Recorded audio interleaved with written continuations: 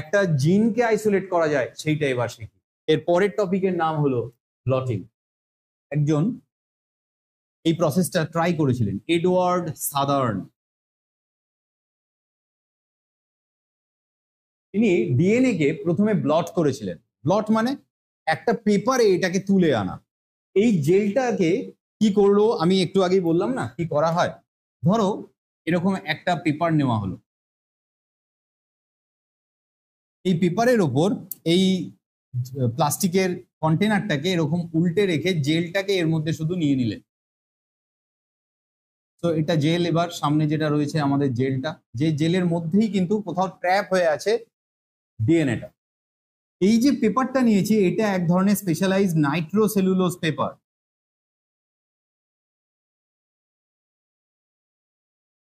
Specialised filter paper এক ধরনের। একে বিশেষ ধরনের সলিউশনে বেশ অনেকক্ষণ ডিপ করে রাখলে এই জেলটার থেকে এই নাইট্রোসেলুলোজ পেপারে ডিএনএটা চলে আসে। যদিও এই প্রসেসটা মুখে যত বললাম অত ইজি না, আর ইজি তো জেল ইলেকট্রোফোরেসিস না, কিন্তু পরিচিত হচ্ছে এই জিনিসগুলোর সাথে। তবু এটা কিভাবে হয় অত কঠিন ভাবে ভাবার আমাদের দরকার নেই, কিন্তু এটুকু জেনে রাখো যে এইখানে যে প্রসেসে এই জেলটার থেকে, this is gel block that containing DNA, এই জেলটাকে এই কোটোয় যেটা ছিল এই বাক্সে এটাকে এই পেপারের উপর উল্টেছো এবং বিশেষ ধরনের সলিউশনের মধ্যে এটাকে ডিপ করে রেখেছো এটা পেট্রি ডিসের মধ্যে। তো কিছুক্ষণ পর এই পেপারে চলে আসবে। অ্যাকচুয়ালি এটাকে এরম ভাবে রাখা হয় না, উল্টে রাখা হয়, পেপারটাকে উপরে রাখা হয়। আমি ছবিটাকে তোমাদের আরেকটু ইজি করে বোঝার জন্য আমি বুঝিয়ে দিই। প্রথমে জেলটাকে রাখা হয়, তারপরে এর উপরে এই ব্লটিং পেপারটাকে পেতে দেওয়া হয়। তারপর এই পুরোটাকে এমন একটা পেট্রি ডিসে রাখা হয় বা একটা বড় কাঁচের একটা ট্রেতে রাখা হয়, যেটাতে এই জেলটা অন্তত ডিপ থাকে। একদম জেলের মাথাটাও যদি পুরো ডুবে থাকে এই অবস্থায় এটাকে রাখা হয়। নাইট্রোসেলুলোজ মেমব্রেনটাও যদি সলিউশনকে টাচ করে তাতেও অসুবিধা নেই, কিন্তু মোট কথা এখানে একটা স্পেশালাইজড সলিউশন থাকে, এক ধরনের বাফার সলিউশন থাকে। আর কি করা হয় জানো, এই এই পুরোটাকেই ধরো ডিপ করে রাখা হয়েছে, অসুবিধা নেই। নাইট্রোসেলুলোজেও যদি ওই সলিউশনটা লাগে অসুবিধা নেই। এবার এর উপরে কতগুলো ব্লটিং পেপার রাখা থাকে। ব্লটিং পেপার জল টানে বা সলিউশনকে টানে আমরা জানি, এবং অনেকগুলো ছিঁড়ে ছিঁড়ে ছিঁড়ে ছিঁড়ে আলাদা আলাদা করে রাখা হয়। অনেকগুলো পেপারকে আলাদা আলাদা করে এর উপরে রাখা হয়। ধরো এরকম মাল্টিপল স্ট্যাক বানিয়ে ফেলেছো, অনেকগুলো লেয়ার করেছো। এবার তুমি একে অনেকক্ষণের জন্য রেখে দাও। তুমি জানো, আমরা জানি, যেমন ধরো একটা কাপড়ের টুকরো বা বড় একটা কাপড়ের দড়ি, আমরা পুরোটাও যদি জলে না ডোবাই, একটুও যদি জলে ডুবে থাকে আর দড়িটার বাকি অংশ যদি জলের বাইরে থাকে, তাও কিন্তু ক্যাপিলারিটির কারণে কিন্তু ওর মলিকিউলস এর ভেতর দিয়ে দিয়ে জলের মলিকিউল গুলো বেরোবে। ঠিক সেরকম একাধিক কাগজের ধরো তুমি স্ট্যাক বানিয়েছো, আর নিচের কাগজটা শুধু জলের সাথে ডাইরেক্ট টাচে আছে, তাতেও টাইম দাও, জল কিন্তু ওই কাগজ দিয়ে উপরে উঠবে, উঠবে না? এই প্রসেসটাকেই এখানে হেল্প নেওয়া হয়। এতে কি হয় দেখো, লোয়ার এন্ড থেকে এই সলিউশনটা উপরের দিকে যেতে থাকে এই শুকনো পেপার গুলোর দিকে, আর তার ফলে কি করে বলতো, এই লিকুইডটার প্রেসার এই ডিএনএ কে ঠেলে নাইট্রোসেলুলোজ মেমব্রেনের দিকে। কয়েক ঘন্টা রেখে দিলে এবার এই মেমব্রেনটাকে সরিয়ে নিয়ে আলাদা করে নিয়ে আসো, এই মেমব্রেনটার উপর ডিএনএ লেগে যাবে। ধরো এটা মেমব্রেন, এবার এটাকে শুকিয়ে নাও, এর ওপর এখন ডিএনএ চলে এসছে। তুমি খালি চোখে দেখতে না পারলেও চলে আসবে। যদি এই কাগজগুলো মোটামুটি হাফ অব্দিও ভিজে যায়, তার মানে বুঝবে যে মোটামুটি চলে এসছে, ডিএনএ চলে এসছে। এবার আমি তোমাদের শেখাই, এর মধ্যেই ধরো কোনো একটা ইনসুলিনের জিন আছে, হিউম্যান ইনসুলিন, কিভাবে আলাদা করবো, এর প্রসেস কি দেখো। এর প্রসেস হলো, হিউম্যানেরই যে কোনো সেল থেকে ডিএনএ এক্সট্র্যাক্ট করতে হবে। তো ধরো এইখানে আমাদেরই জিন আছে, সমস্ত জিন থাকতে পারে, 25,000টা জিন থাক, কিচ্ছু যায় আসে না। ধরো এর মধ্যে আমাদের সমস্ত সেল আছে, কিন্তু তোমার দুটো জিনিস জানতে হবে। এর জন্য তোমাকে আগে থেকে কিছু জেনে রাখাটা দরকার, যেই জিনিসটাই হিউম্যান জিন ক্লোনিং বা জিনোম প্রজেক্ট হেল্প করেছিল, ডিফারেন্ট জিনের পজিশন হেল্প করছে। এতে কি, এটাতে এর ফলে কি ডিটারমাইন আমরা করতে পেরেছি জানো তো, ডিফারেন্ট জিনের পজিশন জানার ফলে আমরা বুঝতে পেরেছি কার আগে পরে কি ধরনের প্রোমোটার থাকে, কি ধরনের প্যালিন্ড্রোমিক সিকোয়েন্স থাকে, কোনো রেস্ট্রিকশন এন্ডোনিউক্লিয়াসের ডাইজেশন সাইট আছে কিনা সেটাও কিন্তু হিউম্যান জিনোম প্রজেক্টে জানার চেষ্টা করা হয়েছিল। তো তোমাকে সেই রেসপেক্টিভ এন্ডোনিউক্লিয়াস দিয়ে এটাকে ডাইজেশন করতে হবে। এই একটা দুটো জিনিস তোমাকে শিওর থাকতে হবে, আন্দাজে করা যাবে না এই পুরো প্রসেসটা। আন্দাজে করারও প্রসেস আছে, সেটারও কি টেকনিক আছে আর একটু পরে না বললে বুঝবে না। কিন্তু এখানে ধরে নাও তোমাকে হ্যাঁ কিছু কিছু গিভেন ক্লুজ দেওয়া আছে। যেমন পিসিআর এর ক্ষেত্রে আগের দিন আমরা পড়েছিলাম না যে কোনো আননোন ডিএনএ তুমি পারবে না, অ্যাটলিস্ট ডিএনএ এর মাথাগুলো জানতে হবে, so that you can design any artificial primer for that purpose. ওই প্রাইমারটা না থাকলে পিসিআর করতে পারবে না। বাট এখন এমন টেকনিক বেরিয়ে গেছে যে পুরো আননোন ডিএনএরও করে ফেলা যায়, কিন্তু সেটা আরো হায়ার কনসেপ্ট। এই কনসেপ্টগুলো আমরা এখন শেয়ার করব না। এখন এটুকু বোঝো যে হ্যাঁ কোনোভাবে আমি এমন ভাবে করতে পেরেছি ডিএনএ টুকরোগুলো যে কোনো একটা ইনসুলিনের জিন এখানে ইনট্যাক্ট চলে এসছে, ধরে নিলাম আছে। এবার আমি কি করব? প্রথমে এই স্যাম্পলটাকে রেস্ট্রিকশন ডাইজেশন করতে হবে, তারপর এই স্যাম্পলটাকে গরম করতে হবে। কেন করতে হবে স্যার গরম? তা না হলে এই স্ট্র্যান্ডগুলো সব ডাবল স্ট্যান্ডার্ড থেকে যাবে, সিঙ্গেল স্ট্যান্ডার্ড করতে হবে। অন্তত 90 to 95 ডিগ্রি টেম্পারেচারে হিট করে তারপর এই চেম্বারে ঢালতে হবে, তা না হলে ডিন্যাচুরেশন হবে না। ডিন্যাচুরেশন করে এই চেম্বারে ঢালো, তাহলে অলমোস্ট বলা যায় ওদের চান্স বেশি থাকবে সিঙ্গেল স্ট্র্যান্ড থাকার। তারপর ওরা আস্তে আস্তে সেপারেট হবে। কেউ কেউ রিঅ্যানিল হয়ে যেতে পারে, মানে আবার রিন্যাচুরেশন হয়ে যেতে পারে, কিন্তু অনেক স্ট্র্যান্ড সিঙ্গেল থেকে যেতে পারে, সেটা থাকলেই কাজ হয়ে যাবে। এবার তুমি একটা কাজ করো, আর্টিফিশিয়ালি একটা প্রাইমার বানাও বা একটা আরএনএ এর মতো মলিকিউল বানাও, যে মলিকিউলটা that is complementary to the insulin gene. এটাকে আর্টিফিশিয়ালি বাইরের থেকে আগে বানিয়ে নাও।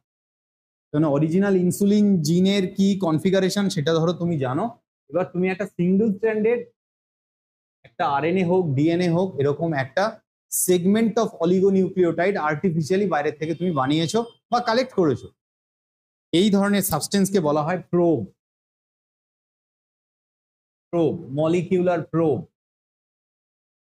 এই প্রোব বা এই স্ট্রেচ অফ ডিএনএ বা আরএনএ বা oligonucleotide whatever you wish to say, you need to add any particular molecule with this structure. কি স্যার এই মলিকিউলটা কি অ্যাড করব?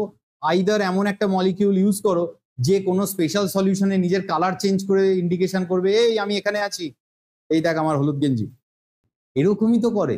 নয়তো তুমি এখানে কোনো রেডিও অ্যাক্টিভ সাবস্টেন্স, ধরো রেডিও অ্যাক্টিভ ফসফরাস অ্যাড করে দিয়েছো, যে ফটোগ্রাফিক প্লেটে নিজের সেন্সিটিভিটি দেখাবে, নাহলে তুমি বুঝবে কি করে যে ও ওখানে আছে। এই প্রাইমারটাকে এরকম অনেকটা মিক্সচার একটা সলিউশনের মধ্যে বানিয়ে তুমি এবার এই নাইট্রোসেলুলোজ মেমব্রেনে ঢেলে দাও। ভালো করে ঢালো, এদিক ওদিক করে নাও, বা কোনো পেট্রিডিসের মধ্যেও নাইট্রোসেলুলোজ পেপারটাকে নিয়ে এই সলিউশনটা ঢালতে পারো। নিয়ে এবার জল দিয়ে ওয়াশ করে দাও। এক্সট্রা যে প্রোবগুলো থাকবে যেগুলো বাইন্ড করবে না সেগুলো বেরিয়ে যাবে। এবার এখানে যদি রেডিও অ্যাক্টিভ প্রোব ইউজ করো, খালি চোখে এটাকে কিন্তু প্লেন দেখাবে। রেডিও অ্যাক্টিভ প্রোব ইউজ করতে গেলে অনেক প্রিকশন দরকার, কারণ রেডিও অ্যাক্টিভ সাবস্টেন্স তো ক্ষতিকর আমাদের জন্য।